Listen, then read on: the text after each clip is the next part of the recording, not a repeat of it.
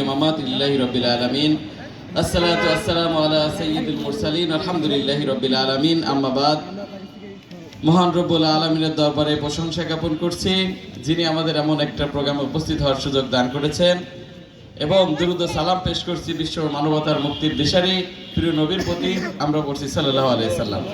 আজকের এই ৪ নং হলিধানি ইউনিয়ন কর্তৃক আয়োজিত, বাংলাদেশ জামাত ইসলামী ৪ নং ইউনিয়ন কর্তৃক আয়োজিত এই জনসভায় প্রধান অতিথি হিসেবে উপস্থিত থাকবেন গণমানুষের সংগঠন বাংলাদেশ জামাত ইসলামীর সংগ্রামী জেলা আমির এবং ঝিনেদা ২ আসনের এমপি পদপ্রার্থী অধ্যাপক আলী আজম মোহাম্মদ আবু বকর, এবং ইতিমধ্যেই মঞ্চে উপস্থিত আছেন গণমানুষের সংগঠন বাংলাদেশ জামাত ইসলামীর ঝিনেদা সদর উপজেলার সংগ্রামী আমির হযরত মাওলানা ডক্টর হাবিবুর রহমান, উপস্থিত আছেন হলিধানি ইউনিয়নের আমির সেক্রেটারি এবং 11 দলীয় জোটের বিভিন্ন পর্যায়ের নেতৃবৃন্দ সহ আমার সামনে ভূমিষ্ঠ সকল পর্যায়ের তৌহিদি জনতা।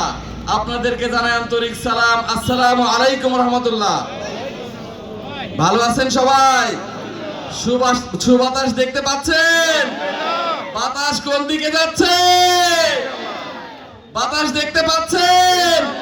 না ভোটের ক্যাম্পেইন এর লিডার হ্যাঁ ভোটের কথা বলছে, বলেছে, বুঝেছেন? তাহলে আমি শুধু সংক্ষেপে আপনাদের সামনে 2টা কথা বলতে চাই।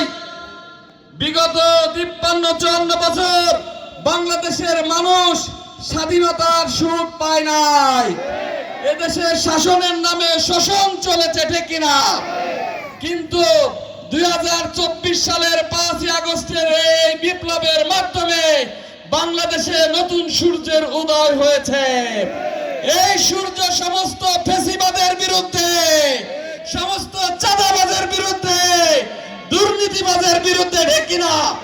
প্রিয় উপস্থিতি, আগামীর যে 12ই ফেব্রুয়ারি নির্বাচন, এই নির্বাচনে আমরা সকল ফ্যাসিবাদের কবর রচনা করব ইনশাআল্লাহ। আমরা প্রথমে হ্যাঁ এর পক্ষে ভোট দেবেন তো ইনশাআল্লাহ? পাশাপাশি আগামীর দেশ পরিচালনার জন্য সৎ, যোগ্য এবং ইনসাফ ভিত্তিক রাষ্ট্র কায়েমের জন্য আমরা 11 দলীয় জোটের ঝিনেদার দাঁড়িপাল্লা প্রতীককে নির্বাচিত করব ইনশাআল্লাহ। প্রিয় উপস্থিতি, আমরা 11 তারিখ পর্যন্ত ভোটের কার্যক্রম চালাবো। 12 তারিখে আমরা জিহাদ ঘোষণা করলাম ওই সমস্ত ভোট চোরের বিরুদ্ধে। যারা ভোট চুরি করতে আসবে, ভোট ডাকাতি করতে আসবে, তাদের বিরুদ্ধে আমাদের জিহাদ। প্রিয় উপস্থিতি, সকাল সকাল ভোট কেন্দ্রে চলে যাবেন। যতক্ষণ পর্যন্ত না ভোট সুষ্ঠুভাবে গণনা হয়ে ঘোষণা করা হবে, আমরা ভোট কেন্দ্র ছাড়বো না ইনশাআল্লাহ। আমরা আর কোনো ফ্যাসিস্টের জন্য হতে দেব না। আমি আপনাদের প্রতি এই উদাত্ত আহ্বান ব্যক্ত করে আমি আমার সংক্ষিপ্ত কথা শেষ করছি। আমা তৌফিকে ইল্লা বিল্লাহ। আসসালামু আলাইকুম রহমতুল্লাহ।